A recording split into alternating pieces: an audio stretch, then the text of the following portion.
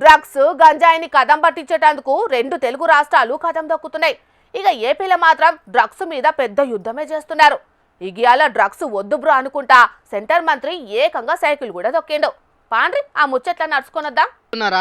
Centre మంత్రి రామ్మోహన్ నాయుడు గంత మందిలో సైకిల్ దొక్కుతుంటే హోంమంత్రి అనితక్క ఎలక్ట్రిక్ స్కూటీని ఎట్లా నడుపుతున్నదో. డ్రగ్స్ వద్దు బ్రో అనే నినాదంతో పెద్ద ఎత్తున ప్రచారం చేస్తున్నారు కదా ఏపీలా. అట్లా పాయకరావుపేట నుంచి ఇచ్చాపురం దాకా నడుస్తున్న అభ్యుదయం సైకిల్ యాత్ర ఇవాళ శ్రీకాకుళం జిల్లా ఇచ్చాపురంలో ఆఖరయ్యింది.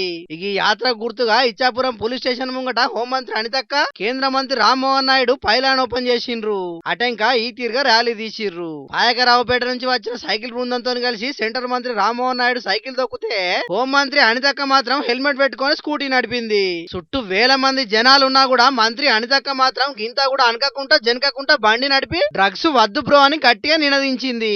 ఇటు కూటమి సర్కారు గింత గొప్ప పని ముంగటేసుకున్నది గాని అటు జమ్మలమడుగు ఎమ్మెల్యే ఆదినారాయణ రెడ్డి కొడుకు సుధీర్ రెడ్డి డ్రగ్స్ తీసుకుంటుంటే నార్సింగ్ పోలీసులు దొరకబట్టి టెస్ట్ చేస్తే పాజిటివ్ గా తేలింది.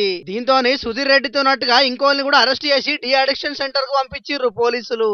మొత్తానికైతే ప్రభుత్వాలు ఎంత కట్టుదిట్టం చేస్తున్నా డ్రగ్స్ సరఫరా ఆగుతలేదు. దాన్ని తీసుకునేటోళ్ళు కూడా తగ్గుతలేరు. కానీ పోలీసులు మాత్రం డ్రగ్స్ దందా చేసేటోళ్ళ మీద ఉక్కుపాదం మోపుతూనే ఉన్నారు. అటు డ్రగ్స్ వాడేటోళ్ళ మీద కూడా కఠిన చర్యలు తీసుకుంటున్నారు. కాబట్టి ఇన్ని రోజులు ఏమైందో ఏందో గాని జర ఇప్పటికైనా డ్రగ్స్ గంజాయికి అలవాటు పడ్డోళ్ళు జర మానుకోండ్రి. ఉత్తగా భవిష్యత్తును ఆగం చేసుకోకుండ్రి. ఏమంటున్నావు? సరేనా?